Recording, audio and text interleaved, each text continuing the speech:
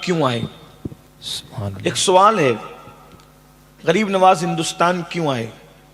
बहुत मालदार बाप के बेटे थे, बहुत दौलत थी बाप की।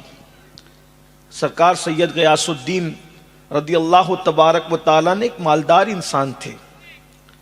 अल्लाह ताला ने दौलत दी थी, इल्म इतना था कि मदीने मुनव्वरा में मस्जिद नबवी की मसनद पे बैठकर उलमा को हदीस का दर्स देते थे। सुभान अल्लाह। बच्चों को नहीं पढ़ाते थे, उलमा को पढ़ाते थे।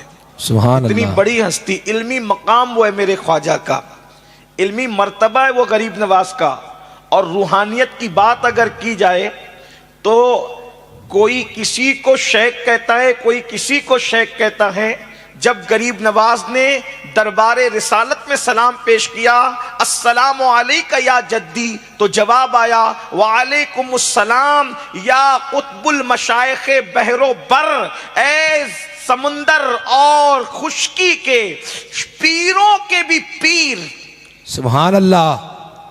ए खुश्की और समंदरों के पीरों के भी पीर के कुतुब, वालेकुमुस्सलाम या कुतुबुल मशाइख बहरो बर, सुभान अल्लाह। मशाइख बहरो बर के कुतुब, तुझ पर भी सलाम हो।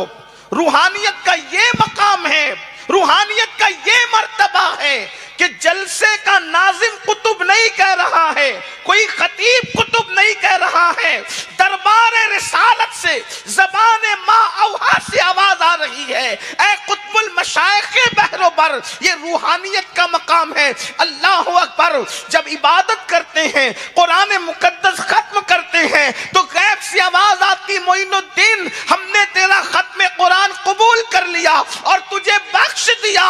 तो अर्ज करते हैं, मौला मुझे तो बख्शा, मेरे मुरीदों का क्या होगा?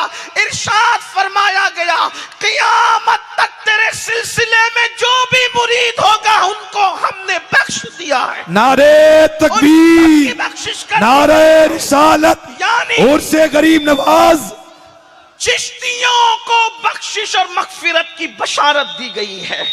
जो सच्चा चिश्ती हो उसको। रूहानियत का मकाम ये, इल्मी मकाम ये, दौलत का हाल ये। इज्जत की क्या कमी थी, लोग पलकें बिछाते थे। फिर गरीब नवाज हिंदुस्तान क्यों आए? हिंदुस्तान आने की वजह क्या? हिंदुस्तान आने वाले बहुत आए। कोई हिंदुस्तान को लूटने आया, कोई सोने की चिड़िया को उजाड़ने आया, कोई इस हिंदुस्तान के अंदर अपने पंजे गाड़ने आया, कोई हिंदुस्तान की आवाम को लूटने आया। लुटेरों का तो रोज अव्वल से लेकर आज तक डेरा रहा।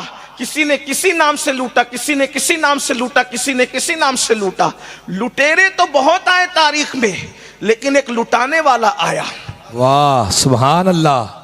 लुटेरे बहुत आए हिंदुस्तान में, एक लुटाने वाला आया, और उस लुटाने वाले को दुनिया गरीब नवाज कहती है। सुभान अल्लाह, सुभान अल्लाह। लुटाने के लिए आज तक लुटा रहे हैं। वल्लाही लजीम, अल्लाह अकबर। लोग फकीरों को देते हैं, मेरा ख्वाजा ऐसा दाता है, फकीरों को भी देते हैं, गरीबों को भी देते हैं। अल्लाह अकबर। लेकिन सुल्तान शमसुद्दीन अल्तमश को जिसने तख्त ताज दिया, अल्लाह की अता से उसको गरीब नवाज कहते हैं। अल्लाह अकबर। जिसने गौरी को बुला के तख्त ताज अता किया, अल्लाह की अता से उसको गरीब नवाज कहते हैं। जिसने अकबर जैसे जलालुद्दीन कहलाने वाले को बेटा अता किया, उसे गरीब नवाज कहते हैं। अल्लाह की इज्जत की कसम, न कोई गरीब न कोई अमीर, गरीब नवाज की बारगाह में जिसने भी दामन फैला दिया, अल्लाह ने उसकी झोली को भर दिया। रोते हुए आने वालों को मुस्कुराते हुए भिजाने वाली जात को गरीब नवाज कहते हैं। सुभान अल्लाह, सुभान अल्लाह। हिंदुस्तान आने की वजह क्या थी?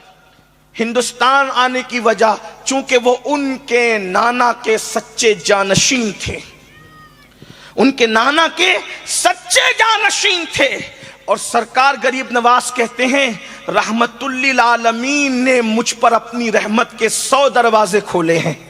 गरीब नवाज फरमाते हैं, रहमतुल्लिल आलमीन ने अपनी रहमत के मुझ पे 100 दरवाजे खोले हैं। वो दरवाजे खुले कैसे, किस शान से खुले, ये तो अलग खानकाई सा उन्वान है। किशनगढ़ के अवाम इसके काबिल नहीं, या उनका जहन इसके जो है वो हवाले से मैं मुतहम्मिल नहीं पाता कि ये इतना बड़ा बोझ उनके सर डालूं। लेकिन इतना जरूर कहता हूं, रहमतुल लिल आलमीन की जो फिक्र थी, फिक्र क्या थी? रहमतुल लिल आलमीन की एक फिक्र थी कि कोई भी इंसान जहन्नम में ना जाए, कोई भी इंसान जहन्नमी ना बने, कोई भी इंसान जहन्नम का ईंधन ना बने। तो रहमतुल लिल आलमीन ने जब अपनी रहमत के 100 दरवाजे गरीब नवाज पर खोले, तो गरीब नवाज रसूलुल्लाह के सच्चे जानशीन बनकर हिंदुस्तान की सरजमीन पर आए। अब थोड़ा सा मैं आपके सामने एक इशारा पेश करता हूं, एक मुताला पेश करता हूं, तकाबुल नहीं करा रहा हूं, अक्से जमील पेश कर रहा हूं। रहमतुल लिल आलमीन जहन्नम से बचाने के लिए पहाड़ों से घिरी हुई बस्ती जिसे मक्का कहते हैं वहां पर तशरीफ लाए, और गरीब नवाज रहमतुल लिल आलमीन के जानशीन बनकर पहाड़ों से घिरी हुई बस्ती अजमेर मुकद्दस में तशरीफ लाए। वहां मिशन क्या था? जहन्नम से बचाना। यहां मिशन क्या था? जहन्नम से बचाना। वहां दुश्मनों का मिशन क्या था? जमीन पत्थर की, अल्लाह अकबर, जमीन पत्थर की, दिल भी पत्थर के, और फिर माबूद भी पत्थर के, और हाथों में भी पत्थर लेकर के रसूलुल्लाह के खिलाफ दुश्मन खड़े थे। और यहां भी जमीन पत्थर की, माबूद पत्थर के, दिल पत्थर के, और दुश्मन भी पत्थर लेकर के खड़े थे। वहां रहमतुल लिल आलमीन पत्थर खाकर दुआ दे रहे थे, यहां रहमतुल लिल आलमीन का जानशीन पत्थर खाकर के दुआ दे रहा था। अंदाजा फरमाएं, वहां करामतों, वहां मोजिज़े का ज़ुहूर था, यहां करामतों का ज़ुहूर था। अल्लाह अकबर, अंदाजा फरमाएं, जरा गौर करें। लेकिन फिक्र क्या है? बहुत मैंने कहा लंबी गुफ्तगू नहीं करेंगे, लेकिन तवज्जो करना। अल्लाह अकबर, किशनगढ़ वालों, गरीब नवाज के पड़ोस में रहने वालों, गिरद नवाज से आने वालों, अपने नाना की एक फिक्र लेकर के आए थे कि कौम को, लोगों को, इंसानों को जहन्नम से बचाया जाए। फिक्र नबूवत की ई थी कि कोई जहन्नम में न जाने पाए, जहन्नम से बचाया जाए। इसलिए कि अल्लाह के रसूल सल्लल्लाहु अलैहि वसल्लम जानते हैं कि जहन्नम की आग को दुनिया का कोई इंसान बर्दाश्त नहीं कर सकता।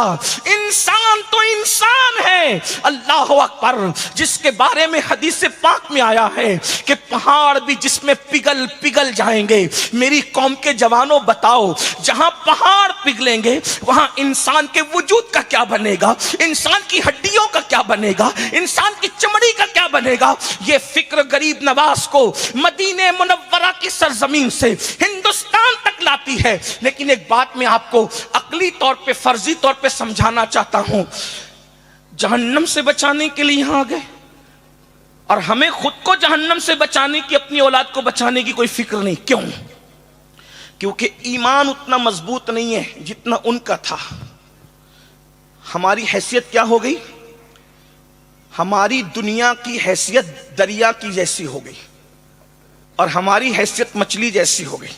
जब मौलाना कहते नमाज नहीं पढ़ोगे तो जहन्नम में जाओगे, सूद खाओगे तो जहन्नम में जाओगे, शराब पियोगे तो जहन्नम में जाओगे, कुफ्र करोगे तो जहन्नम में जाओगे, बीवी पे जुल्म करोगे तो जहन्नम में जाओगे, माँ बाप की नाफरमानी करोगे तो जहन्नम में जाओगे।